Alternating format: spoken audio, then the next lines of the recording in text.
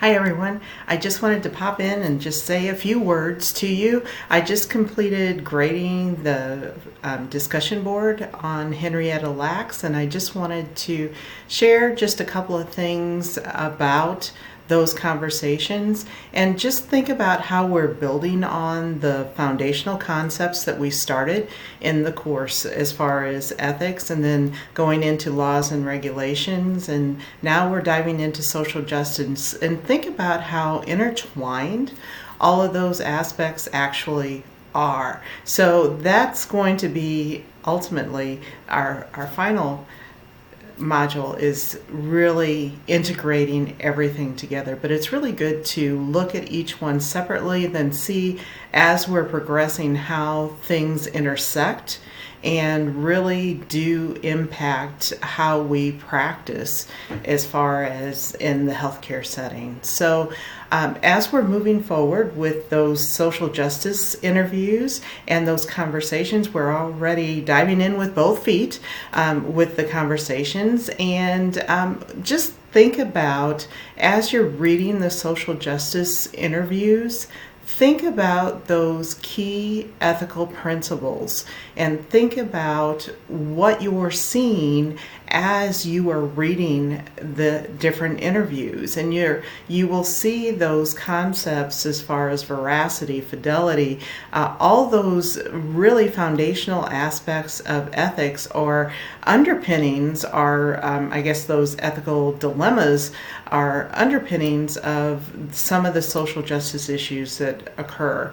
And also think in terms of the mandates, the regulations, the laws, and think about how, though they are most of them are intended to protect folks or to make sure that we're on a level playing field, just think about how that may not actually, those laws and regulations may not serve that true purpose for all, and how that interpretation of those regulations are just plain not following those regulations actually contribute to social justice issues. So there's a whole lot of complex thought behind social justice issues, and that's one of the key aspects of leadership, is applying that metacognition and looking at all aspects as you're examining a certain phenomena.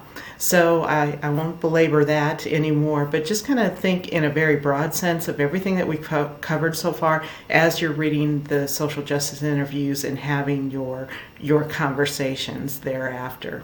So with that being said, looking at those aspects that we're talking about and looking at our roles as leaders, as far as being advocates and being voices for those who may not have as strong a voice, and just think about the key concepts that we are challenged with as we are indeed leaders, we're educators, we're mentors, and think about that broad aspect that we may have multiple roles, even though we may have a primary role, which may be a leader or possibly an educator.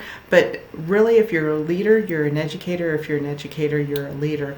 And the same holds true. Think about how nursing has been charged to change healthcare, and how, as nursing leaders, are we going to do our part to actually influence positive change for better outcomes for those folks that we serve each and every day.